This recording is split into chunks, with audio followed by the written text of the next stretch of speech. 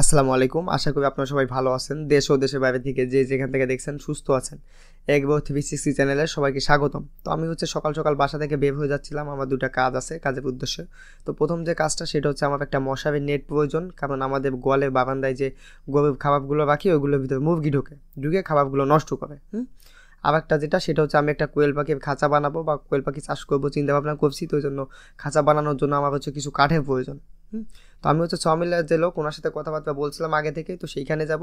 প্রথমত আমি নোয়াপাড়াতে যাবো। নোয়াপাড়া যাওয়ার পরে আমি মশারির নেটটা নিব।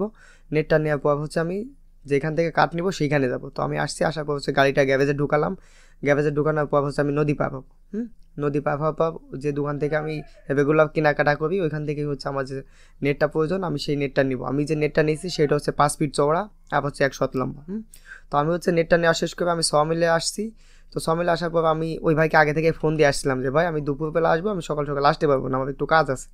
তো ওনার সাথে কথাবার্তা যে টাইমে বলছিলাম আমি ঠিক সেই টাইমেই পৌঁছালাম। তো পৌঁছানোর পর দেখলাম যে ওনারা আসে।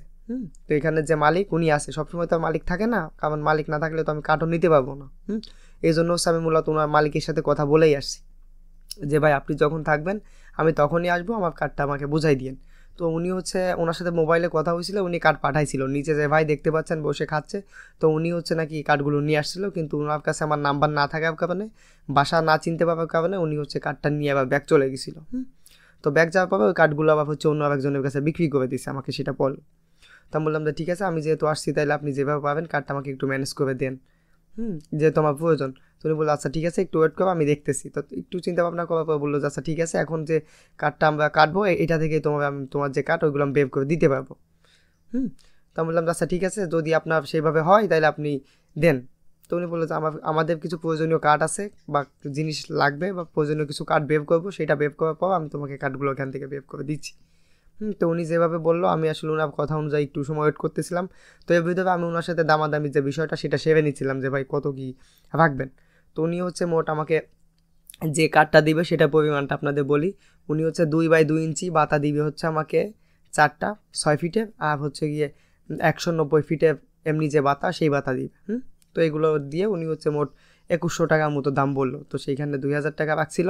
তো উনি যে কার্ডটা দেখতে পাচ্ছেন এই কার্ডটা থেকে ওনাদের কিছু প্রয়োজনীয় কার্ড বের করবে, তারপর অবশিষ্ট যে অংশটা থাকবে সেটা দিয়ে আমার যে কার্ডটা সেটা বের করে দিবে।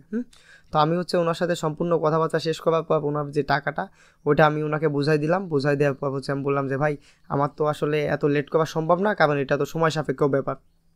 আমি একটু ব্যস্ত আছি বা অন্য কাজের তাড়া আছে, এটা বলে আমি ওনাকে ওনার যে টাকা বা ওনার যে পাওনাটা আমি ওনাকে বুঝাই দিয়ে আমি বললাম যে ভাই তাহলে আমি চলে যাচ্ছি, কালকে যে লোককে দিয়ে কার্ডটা পাঠাই দিয়েছিলেন ওই ভ্যানে করে কার্ডটা পাঠাই দিন, কিন্তু পাঠানোর সময় আমার নাম্বারটা ওনাকে দিয়ে দিন।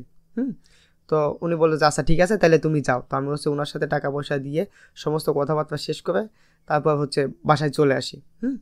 তো আজকের ভিডিও এই পর্যন্তই। সবাই ভালো থাকবেন, আমার জন্য দোয়া করবেন। আসসালামু আলাইকুম।